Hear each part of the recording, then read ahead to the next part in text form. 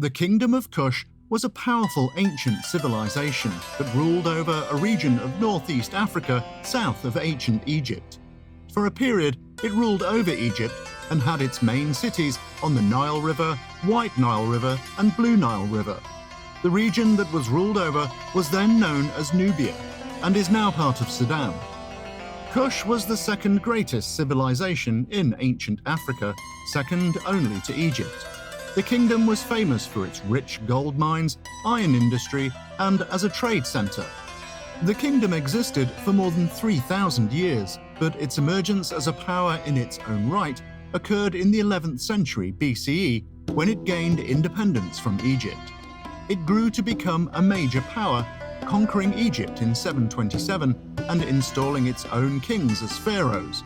A sophisticated culture developed, and the kingdom became a major trading center with goods such as gold, ivory, and ebony flowing through it to Central Africa, the Arabian desert, and the Mediterranean.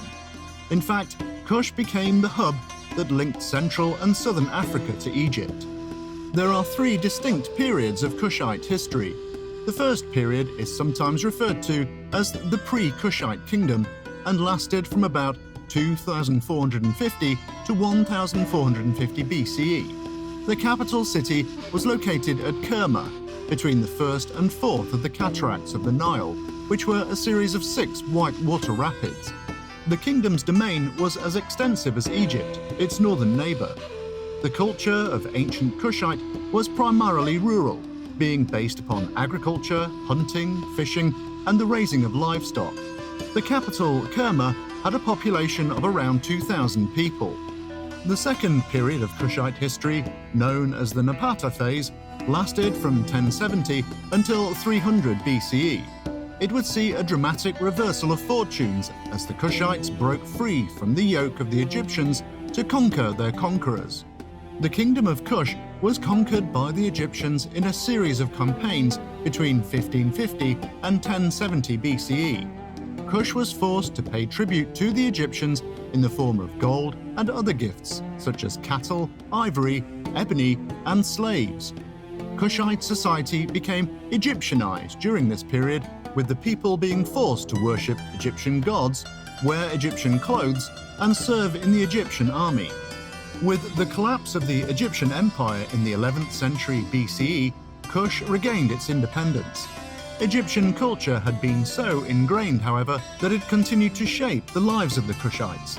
In the 10th century BCE, a new line of kings was put in place, but they too followed Egyptian customs. Meanwhile, Egypt was in a state of chaos. A series of civil wars kept it weak, enabling its southern neighbor to exert dominance. In the mid-8th century BCE, Kushite armies invaded Egypt. In 730 BCE, the Egyptians surrendered to the Kushite king Pi, who immediately declared himself pharaoh. The Kingdom of Kush now enveloped Egypt to cover an area of some 1,500 miles, extending from the Mediterranean Sea to the Kushite city of Meroe on the southern Nile River. For the next 100 years, Kushite rulers sat on the Egyptian throne as pharaohs. Rather than destroying Egyptian culture and asserting their own, as the Egyptians had previously done to the Kushite pharaohs made genuine attempts to restore Egyptian status and culture. Building projects were undertaken, with magnificent pyramids being constructed in both Egypt and Kush. Religion played a dominant part in the lives of the Kushite people. After the pharaoh and his ruling class, priests were the most powerful social class. In addition to communicating with the gods on behalf of the people, they also made the laws. The next rank down the social ladder was filled by artisans and scribes. Then came farmers, servants, laborers, and finally slaves. In the 670s, the combined Kushite-Egyptian kingdom came under increasing threat from the Assyrians, a powerful Mesopotamian empire to the north. The Assyrian army invaded the kingdom in 671 BCE. For the next 15 years, fierce battles raged throughout northern Egypt. In the end, the superior iron weaponry of the Assyrians proved too much for the Kushites. By 655, the Kushite army, along with its pharaoh, had been driven from Egypt. The third period of Kushite history was marked by their expulsion from Egypt by the Assyrians. Around 590 BCE, a resurgent Egypt invaded Kush, destroying the capital city of Napata.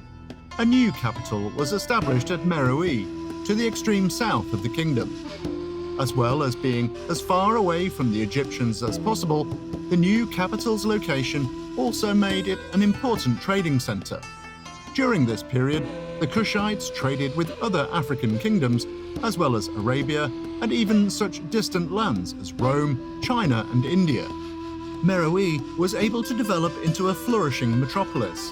It became a major producer of iron products thanks to the large iron deposits nearby.